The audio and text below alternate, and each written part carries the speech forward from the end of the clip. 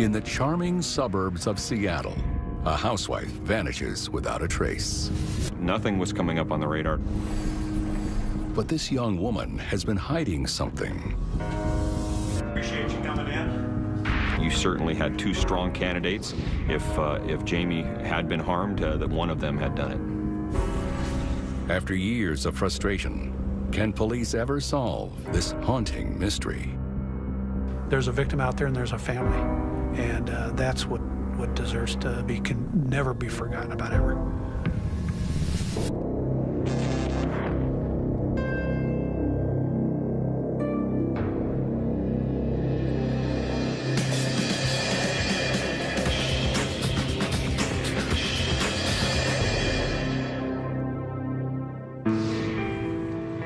Redmond, Washington, a peaceful bedroom community on the outskirts of Seattle. There's probably at least 50,000 people that come into the city during the week from outside of the city, from Seattle and all surrounding communities. For all appearances, it's an idyllic suburb with roomy homes and lush green lawns. It's a good city, great place for families, and good place to be a police officer at the same time. But beneath this town's tranquil appearance, there are dark secrets buried deep. The mystery begins with a plea for help from the mother of 25-year-old Jamie Shearer.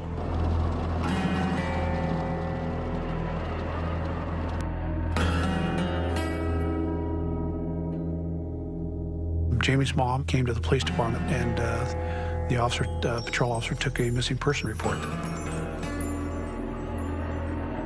She was supposed to pick up some food and go to Mom's house. Should have taken 30, 40 minutes tops from here to Bellevue, where her mother lived. But her mother says Jamie never showed and hasn't been heard from since. She just had a real bad feeling that there's something horribly wrong.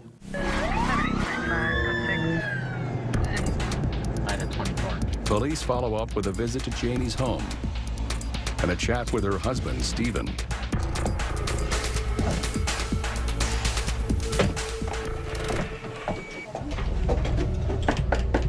Stephen Shearer didn't seem completely concerned about the whole initial situation. Stephen tells police that he and Jamie argued the night before she vanished. They got into a big fight, that she grabbed a bag with some things in it, items in it, and jumped in her car and left, and that was the last time he saw her. So when was the last time you saw Police searched the home for clues. Last night? When officers looked around, there was nothing unusual. And Shearer insists he doesn't have the faintest idea where Jamie could be. You haven't found any notes or anything? No, I have not. And none of her friends have called you? No, they have not. She drove off, and that was all he knew. He had no idea where she would have gone if she didn't go to her parents' house. He had no explanation for where she might be or where she went.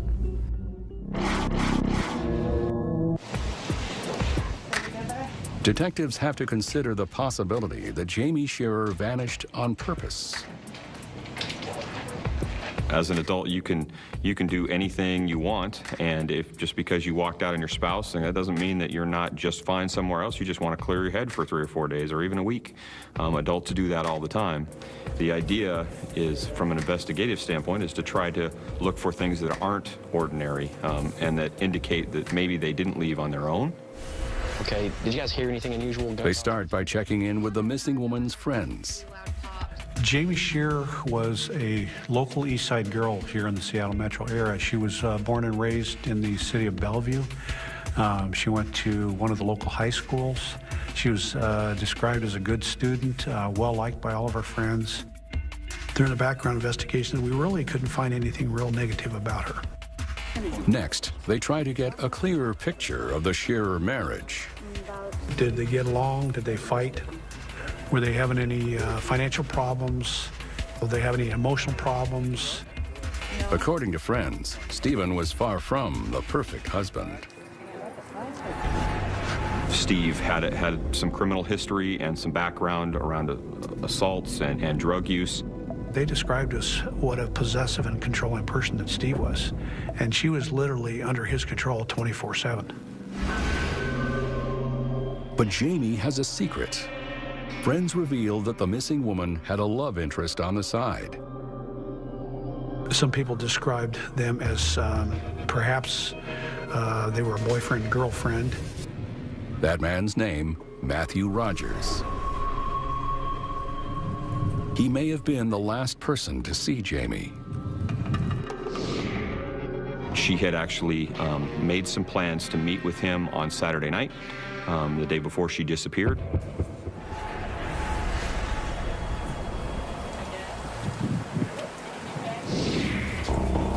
Investigators run a background check on Rogers. Did you find something else, Mike? Yeah, absolutely. Come here, man. All right, let me show you. When you look at his background, you're looking to see, was he ever involved in any violence? Was he involved in any criminal activity? What we found out about Matt, that yeah, he was involved in drug activity. We found out that he had some domestic violence issues with his previous wife. Matt became a person of interest right away, knowing that he had been with Jamie the night before. It made total sense that we needed to focus on him and figure out why they were spending time together and if he had done something to her. Go ahead and have a seat there. Police bring Rogers in for questioning Appreciate you coming in. and pay close attention to his demeanor. He was very, very emotional. Even though people are emotional during interviews, you have to look past all the emotion and try to figure out what are they emotional about. Are they emotional because they've done something to somebody, they've caused something to happen to somebody? You had been with Jamie, is that correct? Yes, Saturday night, Jamie and I were at a motel. Okay, all right. He admitted that he was with her the night before she disappeared. He admitted that he had spent time with her in a motel. But Rogers insists he dropped Jamie off at home the next morning. She left. Matt Rogers told us that he had nothing to do with Jamie's disappearance whatsoever. Listen, I didn't have anything to do with this. She was safe at the time when he did drop her off, and he was very, very clear about that. Rogers has some suspicions of his own. He's a jealous guy. He indicated to us that if anybody had done anything to Jamie, without any doubts, it was not going to be anybody at all except for Steve Shearer, Jamie's husband. He was very, very adamant about that.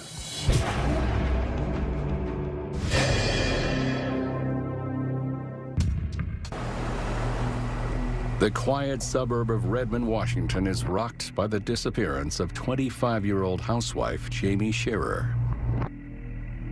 The revelation of a secret lover only adds to the intrigue. During a situation where you have a missing woman, and then you bring it to the fact that you have two males that are involved with the woman, there's going to be nothing but problems most generally. The boyfriend, Matt Rogers, suspects that Jamie's husband, Steve, is responsible for her disappearance. He's a jealous guy. Even with Matthew telling us that, we still have to find out what the truth is. We do know that Matt had a criminal history. He had a criminal history with drugs. We do know that a lot of times people involved in drugs don't tell the truth. Time to get tough with Stephen Shearer. Assure you we're going to do everything we can to find Jamie. Jamie's husband surprises investigators with a frank admission. He knew that Matt and Jamie had been seeing each other and that she had been with him before Jamie went missing. She was been out all night. Matt Slick. Shearer denies any wrongdoing and directs suspicion right back at his wife's boyfriend. He was pointing the finger at Matt right off the bat. Have you heard from her at all? Not a word. Nothing. Like I said, talk to Slick. Okay. You have Steve pointing the finger one way, you have Matt pointing the finger the other way, and who's really telling the truth? Both with criminal histories, both have had violent tendencies, both have been in and out of the criminal justice system quite a bit, and you certainly had two strong candidates. If Jamie had been harmed, that one of them had done it.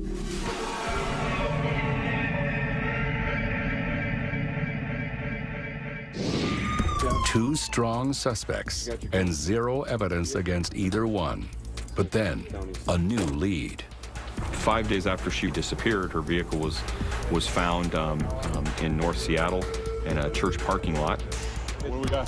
Ran this plate and came back in NCIC to a missing person case that you guys are on. Okay. You're hoping that there's going to be some evidence there to tell you what happened and maybe even the crime scene itself in the car, and you can start building a case from there.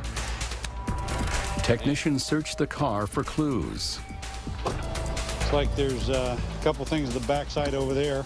Yeah, I think we can process that. All right. When the car was found, one of the things that the investigators noticed right off the bat, they did notice that the front seat of the car was moved back, which was somewhat unusual because Jamie was a smaller type of frame person. This would indicate that somebody that was probably taller than Jamie had driven the car to that location, possibly planted that car in location. There were 2 persons of interest which were taller than Jamie. One of them was Matthew Rogers, and the other one was her husband, Stephen Shearer. So something was going on there with that car seat, which was very, very important to the investigation.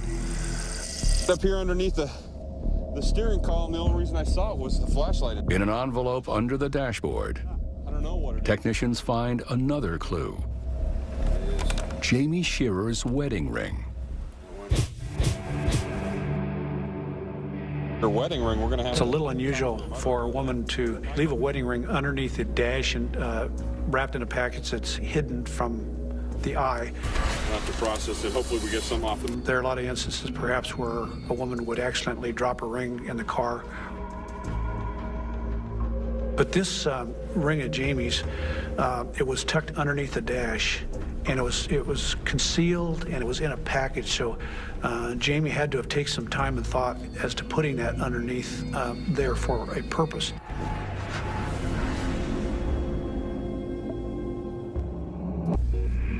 But what does it mean? Why are you taking off the ring? We weren't sure at that point. That could certainly be one theory as to why she would take it off, just because she was meeting somebody else the night before and she doesn't want to be wearing it.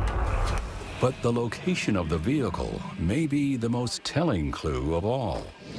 The car was not found that far from the motel where Jamie had been with Matthew Rogers on Saturday night. See any prints at all? Jamie Shearer is missing, and police have discovered her abandoned car in a church parking We'll have lot. to process it when we get back. The location is significant. It was within a general mile area or so of the motel where she had been with Matthew Rogers. We're going to know more about what we need to ask Mr. Rogers about when we finally contact him. Okay. As the investigation progressed, the detectives felt it was necessary to bring Matthew Rogers in for some further questioning and investigation. Appreciate you coming in again. Had a few more follow-up questions for you. This time, they confront him about the suspicious discovery of his girlfriend's car. We're just trying. I don't know. He had no explanation of why it would have been at that particular location. And when they ask Rogers where he thinks his girlfriend could be, they get a strange response. I think she's in heaven. He made rather an odd statement where he actually looked up towards the sky and said that Jamie was in heaven. This was a very odd thing for somebody to say that was claiming he wasn't guilty. It appeared that he was implicating himself with having something to do with Jamie's disappearance. Detectives sense an opening, and they pounce. Okay, or, I mean, why would you say something like that? I think she's in heaven because her husband killed her. He immediately took it right back to Steve and said he believed that he had harmed her in some way, and that's why she was in heaven, because she was dead and Steve had killed her. But this attempt at deflection only makes police more suspicious of the boyfriend. It did raise many red flags about Matthew Rogers. that perhaps he was involved in the disappearance of Jamie. Perhaps he had caused some harm to Jamie. Perhaps he'd even killed her. And so this was some more questions that the detectives needed to follow up on. But with no physical evidence to prove a crime even happened, Rogers is untouchable. Thank you very much. I think it is frustrating that you might have to let somebody go. There's nothing worse on the face of this earth than to murder somebody. Weeks into the investigation, detectives still don't know what happened to Jamie Shearer.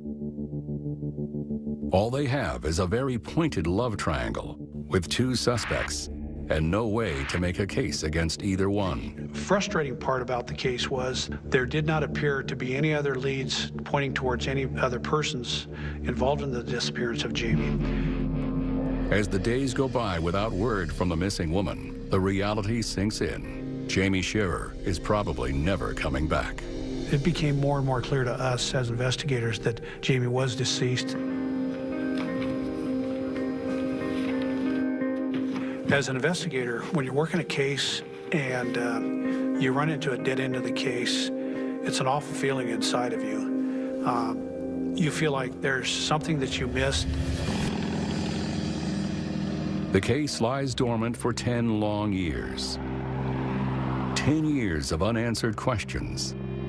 10 years of injustice.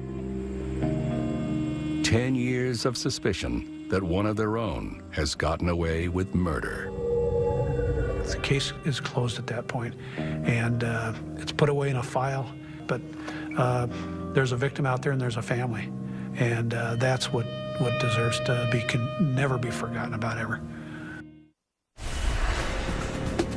But the missing woman's mother refuses to let the investigation rest. After more than a decade, she finally convinces police to try again. Jamie's mother was persistent that the case be reopened. She never stopped calling, never stopped asking for additional people to look at the case.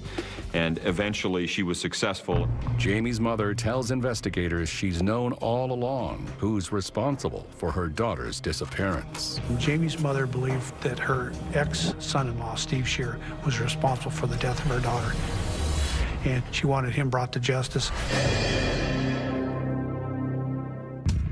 Shearer vanished from Redmond, Washington. Police have investigated her husband, Stephen, and her boyfriend, Matthew Rogers, but they've come up empty. After so long, is there any way to bring justice back to this peaceful town? The interesting thing about a missing person case and a cold case is that the longer a period of time passes, in ways that's bad because people lose their memories, but in other ways that can be very helpful in a case like this. 7835, code 6. Police find that witnesses who kept quiet a decade earlier are suddenly ready to talk.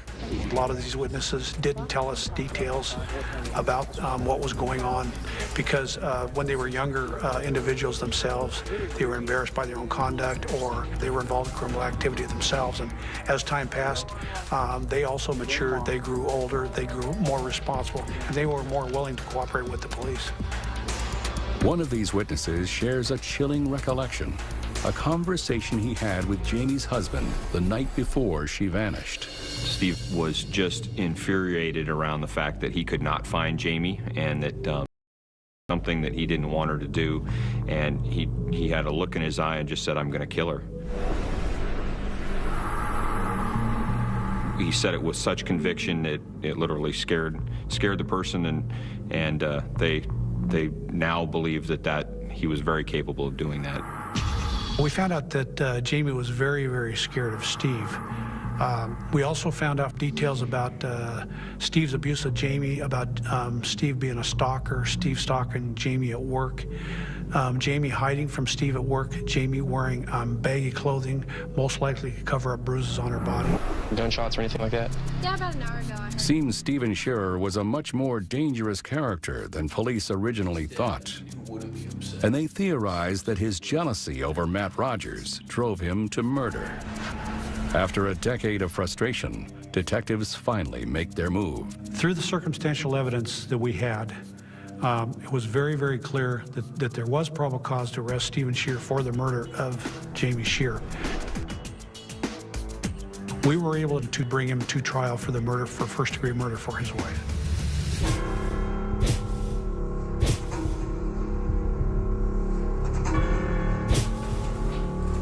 As police drive Scherer to jail, he says something that confirms their suspicions.